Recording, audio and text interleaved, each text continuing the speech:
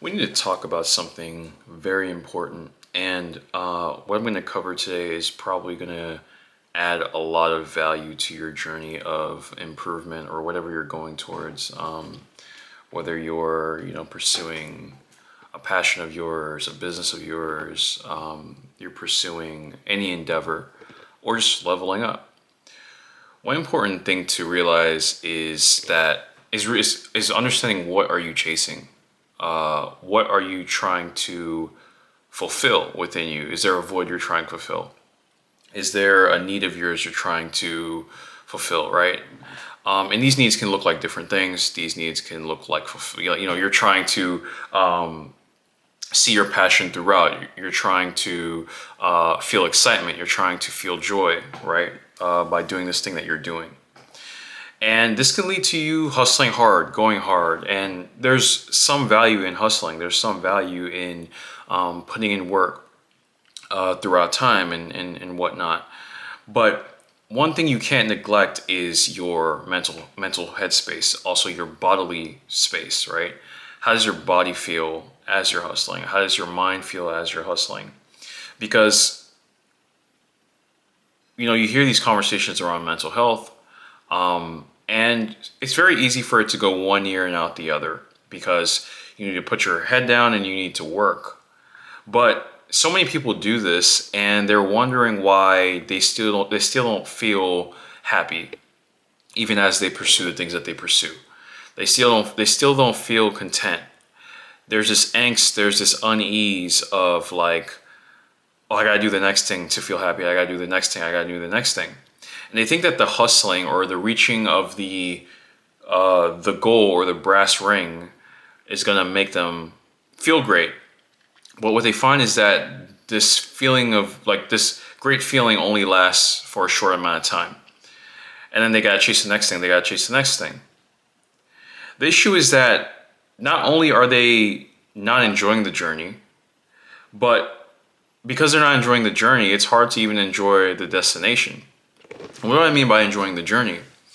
What I mean by that is like throughout the journey, they're constantly thinking the next thing, next thing, next thing. There's no moment for presence.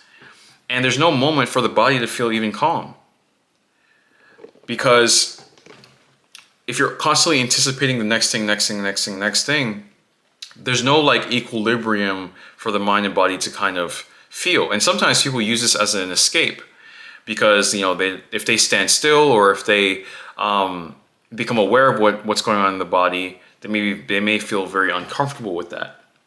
I think that's what a lot of people experienced during the pandemic time, right? It was a time of slowing down, everything was closed, and it gave people the chance to like introspect and see what's going on. There wasn't really this ability to escape, right? To avoid the nervous system, to avoid the subconscious beliefs, to avoid what is going on in the mind. You had to kind of stay home and be. So in this video, what I'm saying is for you to never forget the importance of regulating your nervous system as you go towards the things you're going towards, and to also make sure your mind is in the right headspace and not to use your passion or business or whatever you're going towards as a distraction from how important this is. Because if you neglect these things, they still come back to surface. And in fact, they can affect how you even perform in the thing you're going towards, right? So if you're in business or whatnot, if your nervous system is just hyperactive, if you constantly feel unsafe with, going outside your comfort zone, if you have this, deep, deep, deep turmoil within the body, it's going to make your pursuit even tougher. It's going to make it even more uncomfortable, And like, this also may lead to you relying on external events in order to feel great. And well, that doesn't really work because you'll only feel great for a short amount of time before your mind and body goes back to what it's used to, which is the chaos internally. And you may even tell yourself that I need for this to happen in order to feel calm within, because for whatever reason, you think it's strange to feel good or calm within, at ease within, even if things aren't going the best externally.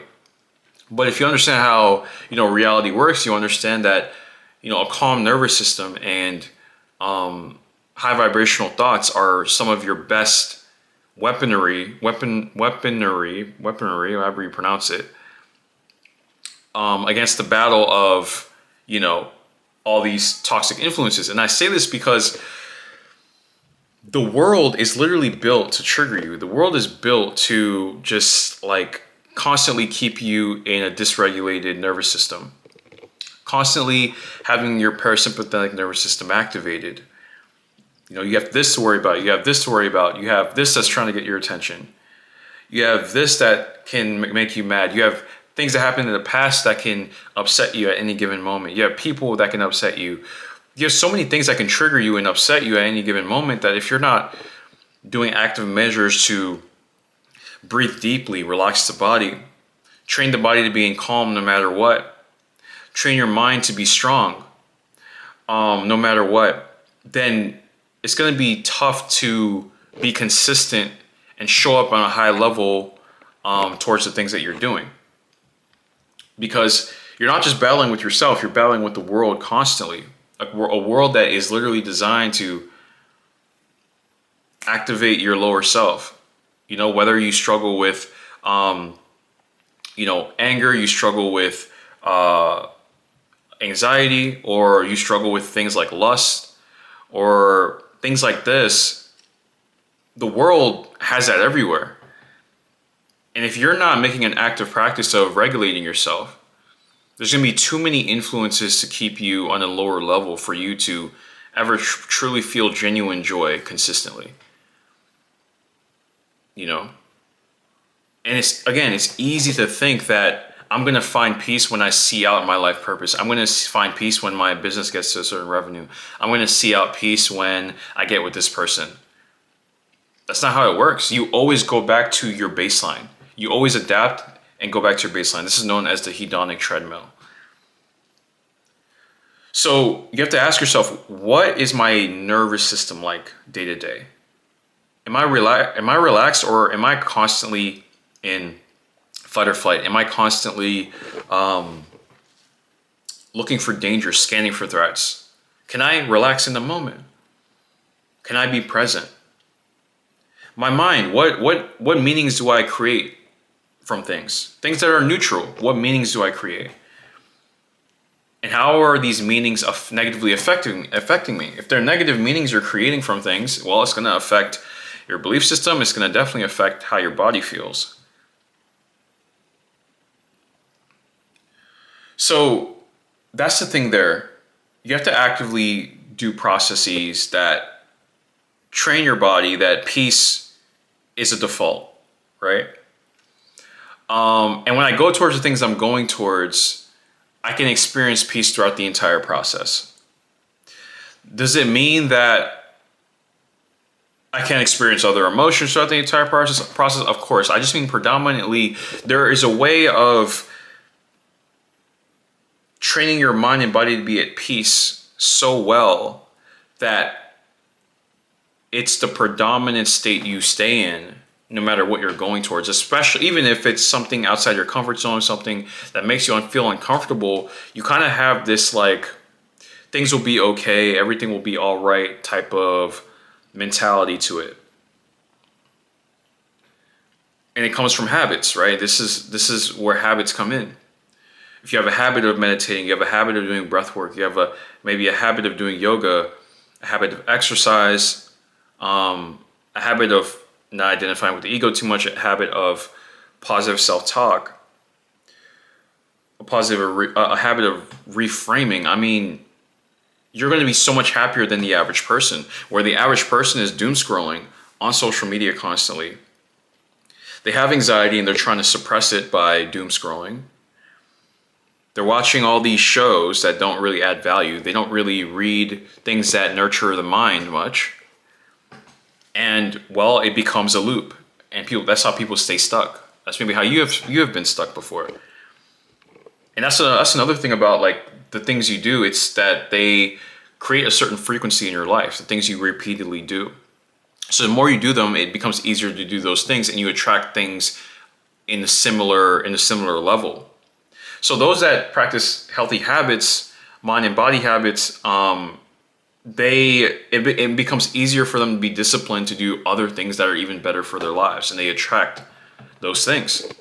And I call this spiritual motivations. You're motivated based on the level of consciousness you're operating out of. And this isn't just what you're operating out of consciously, this is what you're operating out of subconsciously as well. So that's why it's important to do the shadow work. It's important to identify what are your limiting beliefs. It's important to identify what is my nervous system operating out of all the time. That way you're emitting something differently, and you're leading yourself to taking different actions, and you're attracting different circumstances and things. So always remember that peace doesn't have to be this grand destination you have to wait to get towards, or you don't need your external world to be a specific way before you feel a sense of excitement and peace. And in fact, whoops, that was kind of loud. And in fact, like, a lot of people fall into that trap where they're going towards something and they're like, this is going to make me feel happy and peaceful one day. But as they're going about it, they're just constantly doubting themselves. They're speaking negatively about themselves. They're getting frustrated. They're being highly reactive. I'm of the mindset that if you want something to occur, then you have to assume that end state at the moment. So if you have this grand vision of what this thing you're going towards is going to be like your business or whatever, and how it's going to make you feel when you see it through and it's succeeding, that's great. But like, you don't have to wait for that moment. You can start that now. You don't have to wait till anything external to give you permission to feel at peace, to feel love, to feel joy. And that's the human conditioning that we've kind of been getting, is I need this in order to feel like this. I need this in order to feel like this. But like, how many people go on vacation? They're like, oh, I can't wait to go on vacation. I'm going to feel great. They go on vacation and then they're still complaining. They go on vacation, they're still scrolling, not in the moment, worried about the future, mad about the past. It's like that old adage, wherever you go, there you are. So I invite you to regularly train your nervous system to be calm, and breath work is an amazing practice you can use for this. You could look up, different breathwork exercises. You could look at my main channel, and I talk a lot about breathwork in my main channel.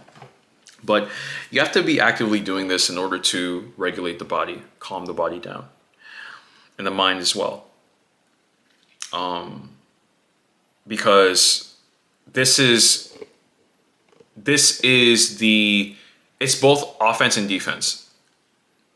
Because again, you have these constant influences that are trying to get your attention, that are trying to get you to be reactive, that are trying to, like, I'm sure you can make a long list. If you can make a long list and you don't have defensive practices against all of these things that could negatively affect your mind and body, and how you're showing up in the world, then you got some work to do, right? You don't want to ignore this. You can see the people that have ignored their body's communication. You can see the people that have ignored, what their mind is telling them. You could see it. You could see the stress people hold in their bodies as they age too. So I leave you with that message. As always, if you need help with this, feel free to schedule a call below. You could either look into my monthly coaching program or Identity Resonance, based on which program is a better fit for you. More videos to come on this channel. Take care. Peace.